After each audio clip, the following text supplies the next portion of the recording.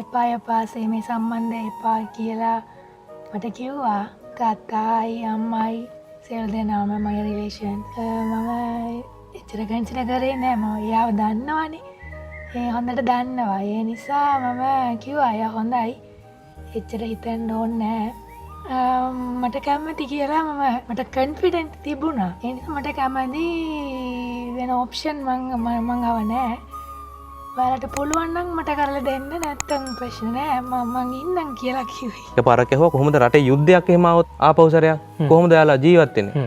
අරුණ්‍යගේ පෙරත්තය නිසාම අරුණ්‍යගේ තාත්තා කියනවා එහෙනම් ඔය හඳහන එනම් බලන්නකො. ජාතීන් ආගම් භාෂා වෙනස් වුණාට හැංගීම් කියන එක මිනිස්සුන්ට එකයි. අපිට ඔය සිංහල බෞද්ධ කට්ටියත් එක්ක එහෙම ජීවත් වෙන්න බෑ අපිට. ඒගොල්ලෝ හරි භයානක කට්ටියක්. යාපනයේ සමහර ළමයි ඉන්නවා බූට් සද්දට බයයි. මොකද අර ඒ යුදමේ අත්දැකීම. සිංහල හමුදාව, සිංහල බෞද්ධ හමුදාව. එහෙමයි ඒගොල්ලන්ගේ අර මතවාදය හැදිලා තින්නේ.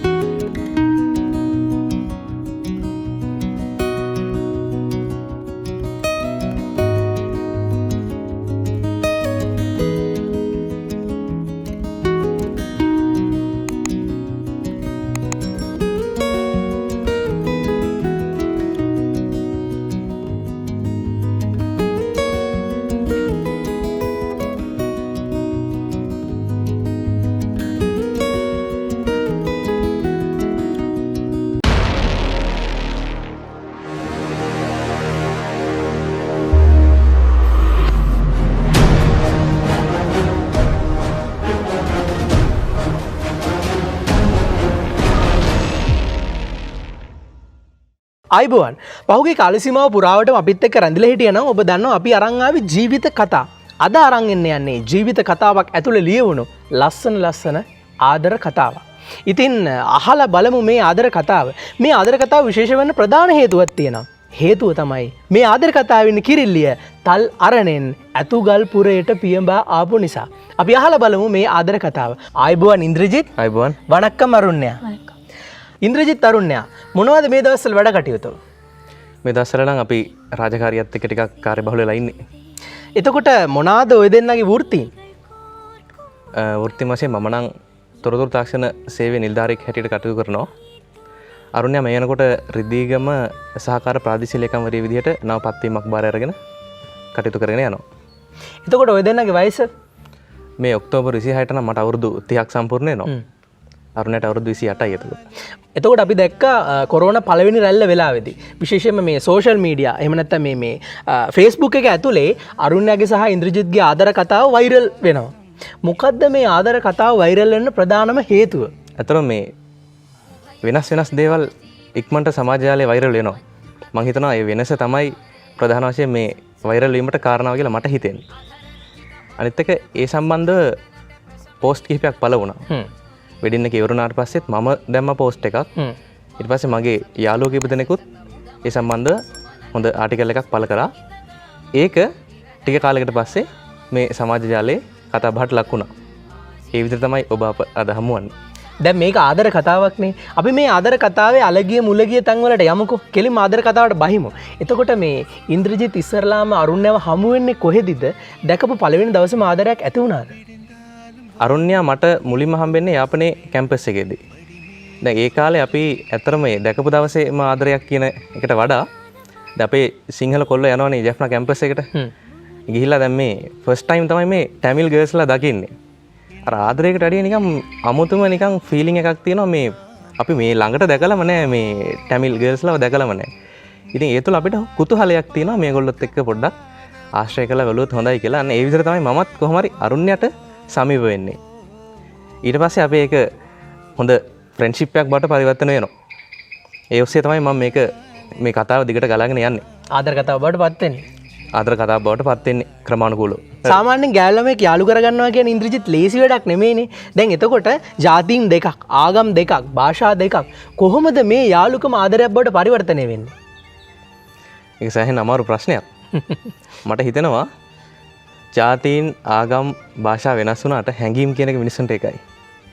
එතකොට තනිකඩ තරුණයෙක් හැටියට එක්තරා අවස්ථාවකදී මමත් කල්පනා කරනවා අපිත් ඉතින් එකලාසයක් වෙන්න බෑ ජීවිතේ ඉස්සරහට. ඒ වෙනකොට මට හිටපු හොඳම මිතුරිය තමයි අරුණ්‍ය. සහ එකම මිතුරිය අරුණ්‍ය. එතකොට මමත් එක්තරා මොහොතකදී කල්පනා කරනවා මම ඇයගේ මිත්‍රත්වය තුළින් මම දකිනවා ඒ දෙමළ කාන්තාව ඒ සංස්කෘතිය මම හොඳට අධ්‍යයනය කරනවා මම ඇත්තටම පැහැදෙනවා. එතලා මම නිකන් හිතලා බලනවා ඇයි ඉතින් අපිට මේක තව ඉස්සරහට අරගෙන යන්න බැරිද? අපි මේක පොඩ්ඩක් උරගා බැලුවොත් හොඳයි නේද කියලා මං මගේ ස්ථාවරේ මං අරුණ්‍යට එක්තරා මොහොතකදී පවසනවා මම කැමතියි ඔබත් සමග ඉස්සරහට දිගටම මේ විදියට සහයෝගයෙන් වාසය කරන්න කියලා මං ඒ වචනේ දාලා බැලුවා. ඉතින් ඒකට හොඳ යහපත් ප්‍රතිචාර මට හම්බුණා. ඒතකොට මේ අපි දෙන්නගේ ෆ්‍රෙන්ඩ්ෂිප් එක දැන් Facebook කරා තමයි මුලින්ම පටන් ගන්නෙ. මං chat එකක් එහෙම දාලා ඊට පස්සේ ක්‍රමානුකූලව අපි දෙන්න ජංගම දුරකථනය ඔස්සේ පණිවිඩ හුවමාරු කරන මට්ටමටම ආවා. ඉතින් එහෙම කාලයක් කරගෙන යනකොට හැබැයි තාම මේ කෙලින් කතා කරන්නේ නැහැ. මෙයා මාව දැක්කොත් එහෙම මෙයා මූණ හංගගෙන යනවා. දැන් එතකොට මට තේරෙනවා අපි දෙන්න අතර මොකක් හරි මේ කුටපටයක් මේ අපිට දන්නේම නැතුව ඇති වෙලා තියෙනවා කියලා. ඇත්තටම ඒ ඇස්සේ අපේ යාළුවෝ ඉන්නනේ වැච් එකේ කොල්ලෝ. ඒගොල්ලන්ගේ අදහසෙන් වළනකොට කියනවා ඉන්දරේ මචං උඹට දැන් උඹ අරුණයට ලව් තමයි. උඹ නියවක හංගන්න ඕනේ නැහැ. බෝ කියපන්. කියලා එහෙම අපිට මොටිවේෂන් එකක් එහෙම දෙනවා කොල්ලෝ ටික. ඉතින් මම ඊට පස්සේ සෑහෙන්න කල්පනා කරලා මම ගෙදරටත් කියලා මං තාත්තටත් කියලා තාත්තේ මෙහෙමයි මේ පොඩි මෙහෙම අදහසක් තියෙනවා මෙහෙ ටැමිල් ගර්ල් කෙනෙක් ගැන. මොකද තාත්තා නම් කිය ප්‍රශ්නයක් නැහැ ඔයා ඒක කරගෙන යන්න. මේ කියලා මම අරුණ්‍යට මැසේජ් එකක් දානවා දවසක්. මේ කාරණාව පිළිබඳ මම කෙලින්ම අහනවා. මොකද මම දන්නවා දෙමළ සංස්කෘතිය තුළ මේ අපිට මේ ලව් එක අපි දෙන්න කරගෙන ගිහිල්ලා ඊට පස්සේ ගෙදරට මේ කියමු කියලා එහෙම කරන්න බෑ. මම කෙලින්ම මම ඇයට කියනවා මම ඇය ඔබ විවාහ කරගන්න මම කැමති කියලා මම මැසේජ් එකක් දානවා.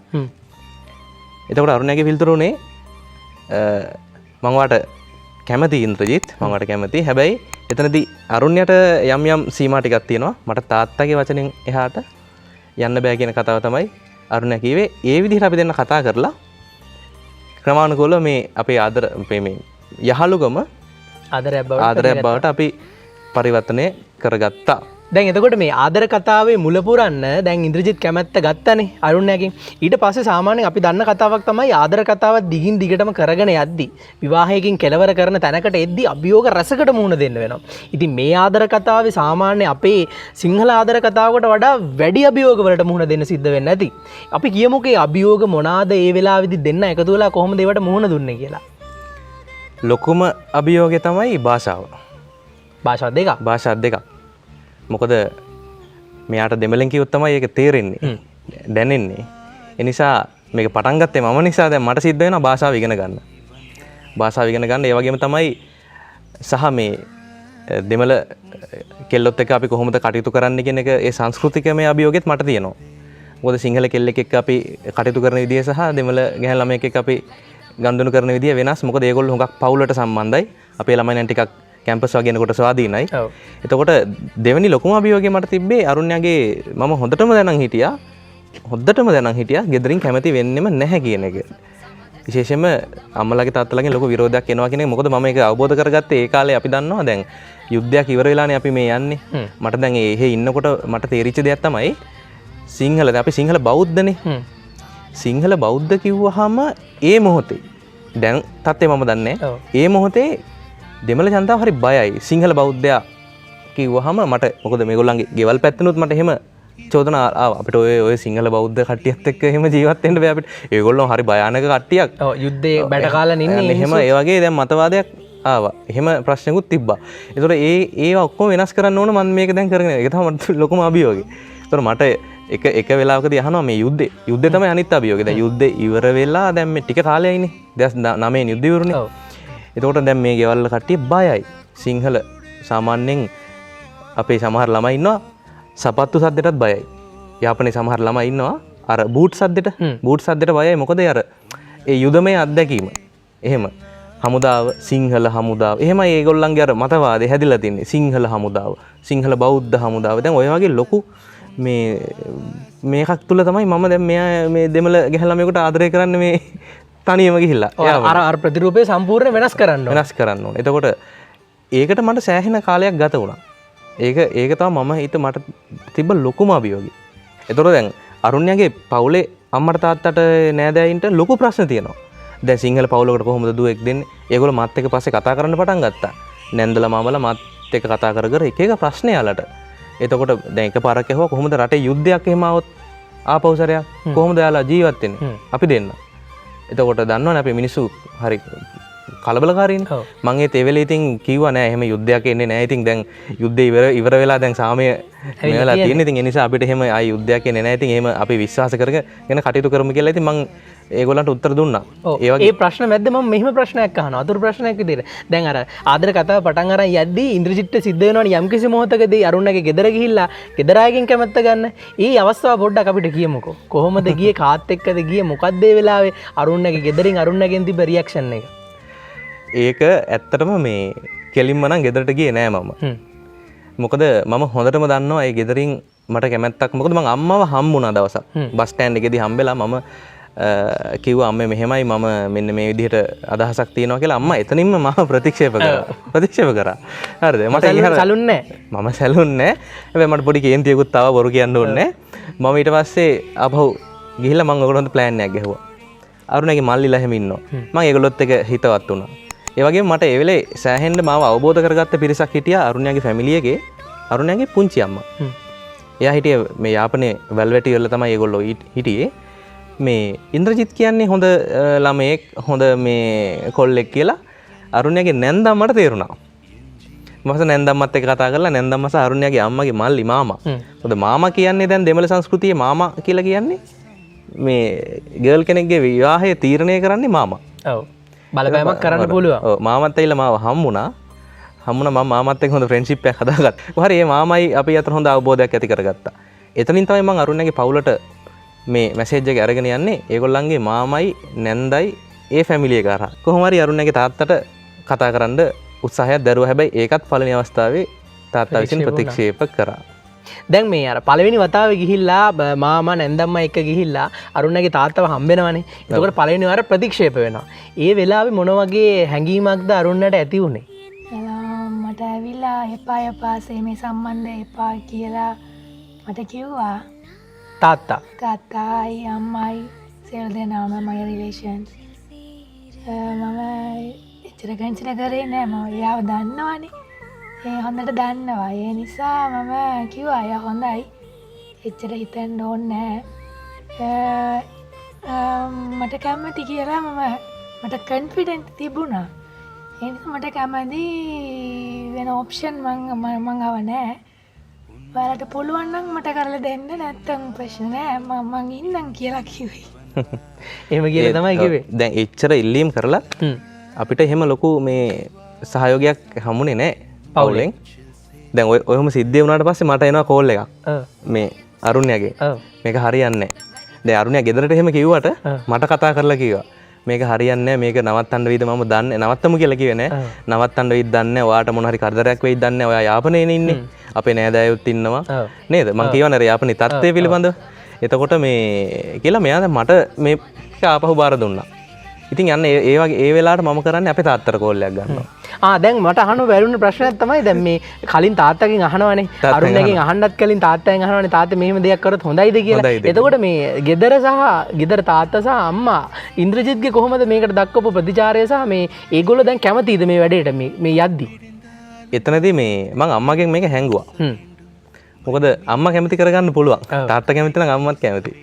මම තාත්තට තමයි මේ හැම ප්‍රශ්නයක්ම යොමු කරේ. පළවෙනි වතාවේ මං තාත්තට කියනකොට තාත්තා ටිකක් නිහඬ වෙලා ඒත් මට කිව්වා ප්‍රශ්නයක් නෑ දෙන්නම ඉතින් උගත් ළමයි දෙන්නෙක්නේ. ඔයගොල්ලෝ කරගෙන යන්න. ගැටලුවක් නෑ. ගැටලුවක් වුණොත් මට කතා කරන්න කියලා තාත්තා මට පොඩි සපෝට් එකක් දුන්නා. තාත්තා හැමදාම එහෙමයි. ඉතින් මේ වෙලාවෙත් අර අරුණ්‍ය මට ගෙදරින් ප්‍රශ්නයක් එනවා. ඒ වෙලාවෙ ඉතින් අඬලා කරලා දැන් මේ ලොකු ප්‍රශ්නයක් මේක. දැන් මේක නැවතී කියන බයට මට කතා කරලා කිව්වේ. මං ඒ වෙලාවෙත් තාත්තට කතා කරලා කිව්වා මේ තාත්තේ මොකද මං කරන්නේ මෙන්න මෙහෙම ගෙදරින් ලොකු ප්‍රශ්න දානවා. ඉතින් හැබැයි ඒ වෙලාවෙත් අපේ තාත්තා මට ලොකු ශක්තියක් වුණා නෑ ඔයා ගණන් ගන්න එපා ප්‍රශ්න දැම්මා කියලා ඒවා හෙට ක්‍රියාත්මක වෙන්නේ නෑනේ. තාම ඔය දෙන්න කැම්පස් එකේ ඉන්නේ. ඔය දෙන්න තාම ඒ විතර කරගෙන යන්න හදිස්සියක් වුණොත් ඉතින් අපි හරි ඇවිල්ලා දන්න කියන විදිහකට හරි කතා කරන්නම් කියලා. අතින් පයින් හරි. එහෙනම් ඒ කන්ෆිඩන්ට් එක මට මගේ පවුල පැත්තෙන් හම්බුණා කන්ෆිඩන්ට් එක. ඒ නිසා අපි මං අරුණයට අය මං කිව්වා මං තාත්තා අපේ තාත්තා කිව්වාට බය වෙන්න එපා කියලා. කියලා ඒ විදිහට මේ දැන් මම මේ ට්‍රාන්ස්ලේට් කර මේක ලස්සනට කරගෙන ගියා. එතකොට දෙමළ භාෂාව පුළුවන්. එතකොට මට සාමාන්‍යයෙන් කතා කරගන්න පුළුවන්. මෙච්චර ප්‍රගුණ කරලා නැහැ. හැබැයි කතා කරගන්න පුළුවන්. මතකද? නවත්තන්නත් ගියා එකපාරක්. නවත්තන්නත් ගියා. මේ කැම්පස් එකේ හම්බෙලා ඇවිල්ලා මේක නවත්තමු කියලා. ඔව්. ඒ කියන්නේ මේ අය තරමටම ප්‍රෙෂර් වෙලා හිටියේ. ප්‍රෙෂර් වෙලා. නවත්තමු කියලා මට හිතා ගන්න බෑ මොකද කරන්න කියලා. මට හරි කේන්ති ඒ වෙලාවේ. ඉතින් ඒත් හැබැයි නැවතුන්නේ නැවතුන්නේ. දැන් එතකොට මේ පළවෙනි වර ගෙදරින් ප්‍රතික්ෂේප වෙනවනේ. අරුණට දැඩි ප්‍රෙෂර් එකක් එනවා. ලොකු ප්‍රෙෂර් එකක් එනවා. දැන් ඉන්ද්‍රජිත්ට තරහත් එක්කලා කොහොමත් මේ අභියෝගේ ජයග්‍රහණය කරන්න ඕනමනේ. එතකොට එතන ඉඳලා පළවෙනි ප්‍රතික්ෂේප වීමේ ඉඳලා ආදරේ ජයග්‍රහණය කරන තැනට එනකන් කොහොමද ඉතුරු කතාව ටික? එතනදී මට තිබ්බ ලොකුම ශක්තිය තමයි එකක් මගේ තාත්තගේ ස්ථාවරය සහ තාම තරුණයා මාත් එක්ක ඉන්නේ යාපනයේ. අපි දෙන්නම එහි තනියෙන් ඉන්නේ. එතකොට අපි දෙන්නගේ සම්බන්ධතාවය තාමත් තියෙනවා. ඒ නිසා මම කාලයටත් ඉඩ දුන්නා. මොකද සමහර ප්‍රශ්න විසඳන්න කාලයටත් ඉඩ දෙන්න සිද්ධ වෙනවනේ. මොකද ගෙදරින් කැමැත්ත ගත්තා කියලා කැම්පස් එකේ 4 වෙනි අවුරුද්දේ ඉන්නකොට අපිට මේ කසාද බඳින්න මුකුත් කරන්නත් බෑනේ. ඒ නිසා අපි මේ යම් කිසි කාලයක් මේ ප්‍රශ්නේ මෙහෙම අතහැරලා නිකන් හිටියා. ඒ ඇස්සේ ඒ අතරතුර මට පත්වීමක් හම් වෙනවා මේ යාපනයේ විශ්වවිද්‍යාලයේ. එතකොට මේ පරිගණක විද්‍යා උපදේශකවරයෙක් විදිහට සහ අරුණ්‍යා අවුරුදු 3කින් අරුණ්‍යා කැම්පස් එකෙන් ඉවත් වෙලා ගිහලා අරුණ්‍යාට ටීචින් පත්වීමක් හම් වෙනවා. අනේ ඒ විදිහට ටිකක් පරිණත වුණාට පස්සේ අපි නැවත වතාවක් මේ ප්‍රශ්නේ ගෙදරට අරගෙන ගියා. එතකොට එයාට අවුරුදු 25යි. ඒතර සාමාන්‍යයෙන් ටැමිල් කල්චර් එකේ අවුරුදු 25ක් කියන්නේ ටිකක් කසාදය කරන්න ඕන වයස. ඒතර ඒකත් අපි කාරණාවක් කරන ආපහු නැවත වතාවක් මේ ප්‍රශ්නේ ගෙදරට අරගෙන ගියා. කලින් වතාවට වැඩිය ශක්තිමත් තවත් නෑදෑයෝ ටිකක් එකතු කරගෙන තව නැන්දලා ඊට පස්සේ මේ ධනලක්ෂ්මී කියලා අපේ මෙයාගේ නැන්ද කෙනෙක් ඉන්නවා මේ ෆ්‍රාන්ස් වල නේද? ෆ්‍රාන්ස් වල ඉන්න නැන්දලා ඒ පිටරටවල ඉන්න මාමලත් අවසානයේ කොහොම හරි එකතු වුණා මේ වැඩේට එකතු වුණා. මොකද ඒගොල්ලෝ තීරුම් ගත්තා මේ ඉන්ද්‍රජිත් කියන එකනත් එක්ක එයාගේ දුව ඒගොල්ලන්ගේ දුව බොහොම සතුටින් ඉඳී කියන එක ඒගොල්ලෝ තීරුම් ගත්තා. ඒ දෙවෙනි වතාවෙත් අපේ එක තාත්තා පිළිගත්තේ නැහැ. ඊට පස්සේ මේ මම බැලුවා මේක මොකද මං කරන්නේ මේකට දැන් මේ මට දැන් මේක අතහැරලා යන්නත් බෑ. අතහැරලා ආව නම් අපි අර සිංහල බෞද්ධ නිසා මේකේ දැන් අපිට ඒක පිළිගන්නත් බෑනේ. අපිට එහෙම ප්‍රශ්නකුත් තියෙනවා. එතකොට මේකේ යථාර්ථය පැහැදිලි කරලා දෙන්නත් ඕනේ ඒගොල්ලන්ට. ඊට පස්සේ කොහොම හරි එක්තරා ස්ථානයකදී අරුණ්‍යාගේ පෙරත්තය නිසාම අරුණ්‍යාගේ තාත්තා කියනවා එහෙනම් ඔය හඳහන එනම් බලන්නකෝ කියලා වචනයක් දුන්නා. දැන් මේ දෙවෙනි වර ප්‍රතික්ෂේප වුණාට පස්සේ අරුණ්‍යාගේ පෙරත්තය නිසාම. එතකොට ඒ වෙලාවේ අරුණ්‍යාගේ මල්ලිලා එහෙමත් ඒකට නිහඬව සහයෝගයක් දුන්නා. ඒ කියන්නේ අකමැත්ත ප්‍රකාශ කරෙත් නැහැ. ඒකත් ලොකු දෙයක් නේ. ඊට පස්සේ හඳහන අරන් බලමු කියලා කියට පස්සේ මම සාමාන්‍ය පුද්ගලෙක් අපි සිංහල බෞද්ධයෝ වශයෙන් අපි හඳහන් විශ්වාස කරන්නේ නැහැ ලොකුවට. නමුත් මම අපේ තාත්තට කිව්වා හඳහන ඉල්ලනවා කියලා. හඳහන යවුවා ෆොටෝ එකක් ගහලා ඕකෙන්වත් ගොඩයයිද කියලා බලමුකෝ කියලා. හැබැයි හිතුවා වගේම ඒකෙන් අපිට ධනාත්මක උත්තරයක් හම්බුණා. නේද? පූසාරි මොකක් හරි කිව්වා නේද බලන්න. මොකද කිව්වේ පූසාරි? பூசாரி என்ன சொன்னாருன்னு சொல்லுங்களேன்.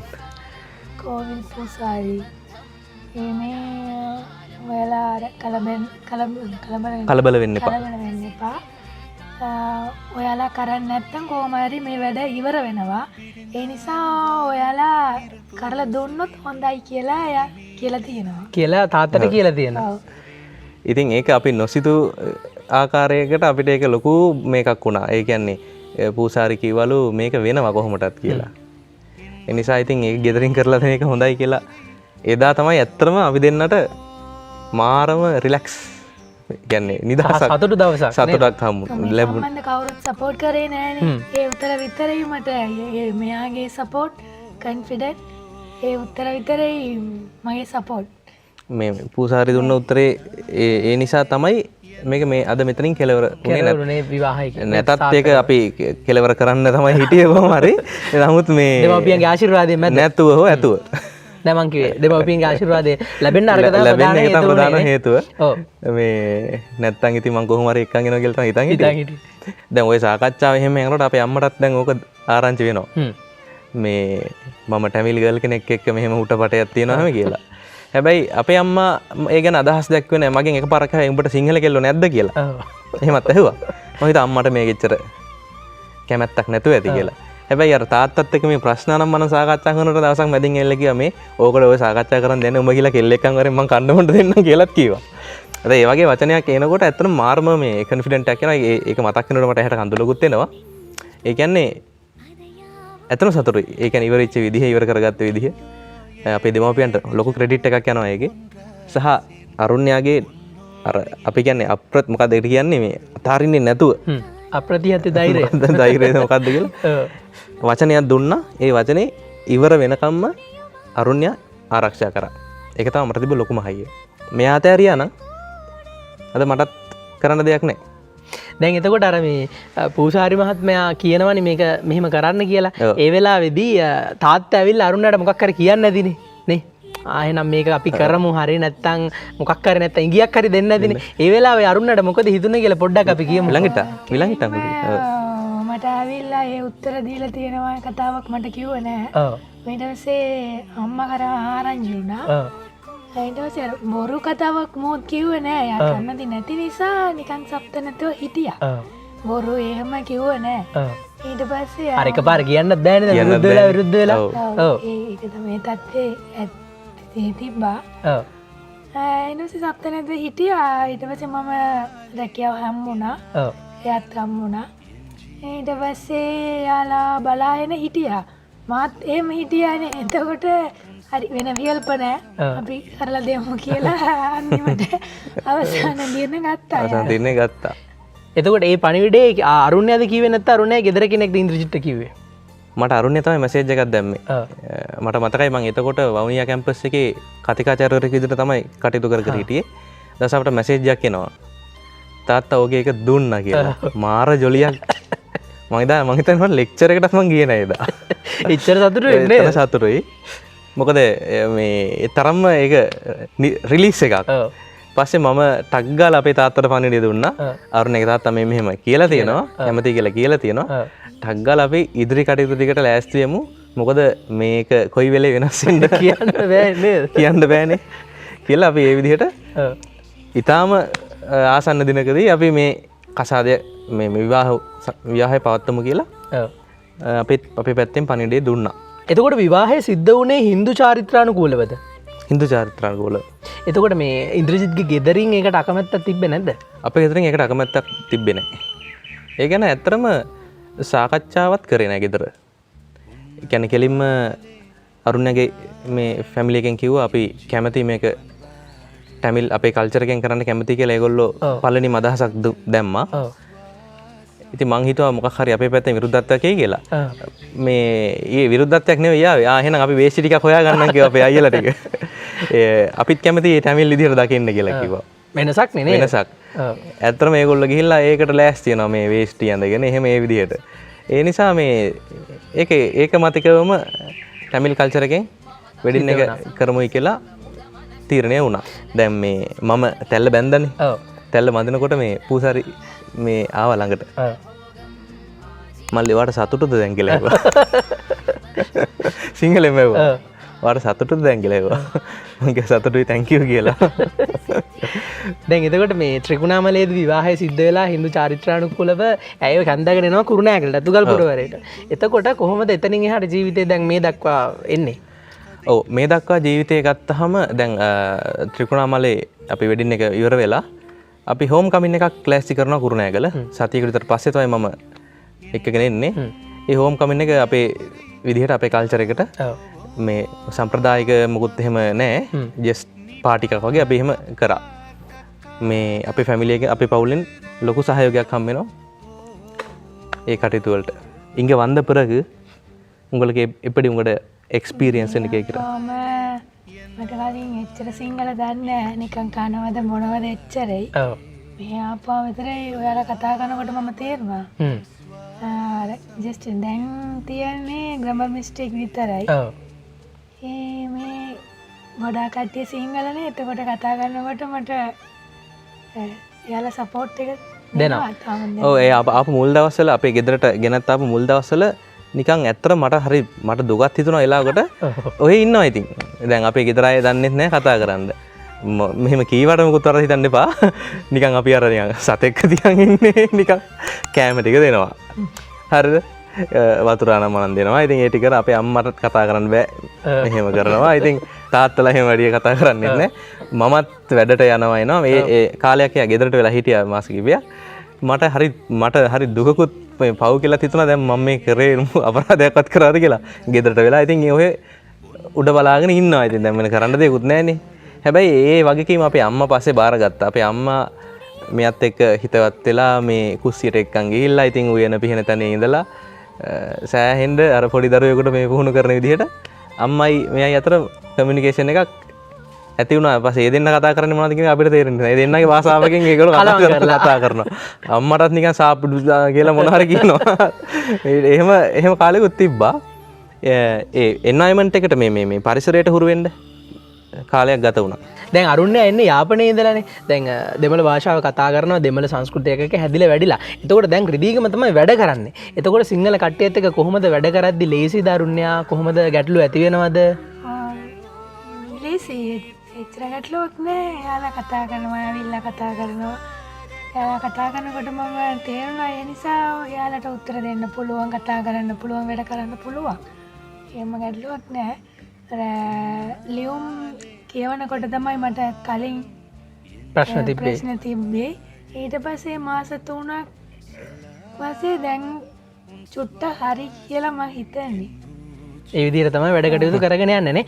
දැන් සාමාන්‍යයෙන් ආදර කතාවක පිරිමි ළමයා ගිහිලා යෝජනා කරපුවාම ගෑල් ළමයා පිරිමි ළමයාට කැමති වෙන හේතුවක් තියෙන්න ඕනේ. දැන් අරුණ්‍යගෙන් මම මේ ප්‍රශ්නේ අහන්නේ. පොඩ්ඩක් තේරුම් කරලා දෙමු අපි. දැන් එතකොට දැන් දමිළ සමාජයේ ඕන තරම් පිරිමි ළමයි ඉන්නවා. කොල්ලෝ ඉන්නවා. රවුල් කරකවලා ඒ ස්ටයිල් කරපු කොල්ලෝ ඕන තරම් ඉන්නවා. එතකොට දැන් අරුණ්‍යා ඇයි තෝරගත්තේ ඉන්ද්‍රජිත්වම ආදරය කරන්නේ? මම මෙයාත් එක්ක වැඩ කර හිටියේ. ගෲප් වර්ක්ස් වගේ වැඩ කර හිටියා. ඒ නිසා එයාගේ ඩිසිෂන් සෙල් දෙනම් ඔක්කොම මම දන්නවා. එයා මොනවාරි ඩිසිෂන් එකක් ගත්තොත් පස්සේ යන්නේ නැහැ. කොහොමද ඉවර කරනවා. එතකොට ඒකට මම හිතුවා. එයා මොනවාරි ඩිසිෂන් මොනවාරි ගත්තොත් පස්සේ යන්න වෙනස් කරන්නේ නැහැ කියලා. කන්ෆිඩන්ට් එකක් යට තිබ්බා. ඒක තමයි ප්‍රධාන හේතුව කැමති වෙන්න නේ. දැන් අර මේ කතාව මුලින්ද ළඟට අහන කෙනෙක්ට පේනවා දැන් අරුණ්‍යා කිව්ව කතාව කෙලින්ම ඉන්ද්‍රජිත් ඔප්පු කරා කියලා. මොකද අර කන්ෆිඩන්ට් එකක් තියාගෙන ඩිසිෂන් එකක එහෙම ඉන්න මිනිස්සෙක් තමයි ඉන්ද්‍රජිත් කියලා කියන්නේ. එතකොට අර අරුණ්‍යා කැමති වුණ හේතුව සාධාරණයි නේද? කැමතුන හේතුව සාධාරණයි. එතකොට දැන් මේ අර මේ කියන්නේ අරුණ්‍යව යාළු කරගන්න, අරුණ්‍යා එක්ක ආදරය කරගන්න, ආදරේ පැටලෙන්න මේ භාෂාව කියන කාරණාව බාධකයක් වෙද්දී ඉන්ද්‍රජිත් භාෂාව ඉගෙන ගන්නවනේ. දැන් මේ වෙද්දී රජයේ සේවකයෙක් විදිහට වගේම උපකාරක පන්ති ගුරුවරයෙක්. දමිළ භාෂාව සිංහල ශිෂ්‍යයන්ට උගන්වනවා, සිංහල භාෂාව දමිළ ශිෂ්‍යයන්ට උගන්වනවා. මේ ලොකු වැඩක් කරනවානේ. අපි ඒක ගැනත් විස්තරයක් කියමු. අතරම මේ රාජ්‍ය සේවයට එන්න කලින් ඉඳන්ම මම භාෂාව පිළිබඳව ගුරුවරයෙක් හැටියට මම කටයුතු කරා. පුද්ගලිකව දමිළ භාෂාව සහ විශේෂයෙන්ම මොකද මට තේරුණා මේ භාෂා ප්‍රශ්නේ මම හොඳට අත්විඳා. උතුරේ ඉන්නකොට විශේෂයෙන්ම රාජ්‍ය නිලධාරීන් මේ භාෂාව දන්නේ නැතිකම නිසා ලියුමක් ආවම කියව ගන්න විදිහක් නැහැ. මේ භාෂා ප්‍රශ්නේ ඉතින් මේ හැම ප්‍රශ්නයකටම මුලෝනේ. එහෙනම් මට හිතුණා මම එහෙන් මේ භාෂාව ඉගෙනගෙන මෙහාට ඇවිල්ලා නිකම්ම ඉන්න එකේ තේරුමක් නැහැ. අවශ්‍ය කරන තැන්වලට අවශ්‍ය කරන අයට මේ දැනුම දෙන්න ඕනේ කියලා මම තීරණයක් ගත්තා. ඒ අනුව මම YouTube නාලිකාව පටන් ගත්තා. සිංහල ටැමිල් ක්ලාස්රූම් කියලා. ඒක මම ලෙෂර් ටයිම් ඇක්ටිවිටි එකක් හැටියට මම ඒක දිගටම භාෂා දැනුම කරගෙන ගියා. දැන් මේ වෙනකොට 50000කට ආසන්න සබ්ස්ක්‍රයිබර්ස් ප්‍රමාණයක් ඉන්නවා. ඒක ලොකු ජයග්‍රහණයක්.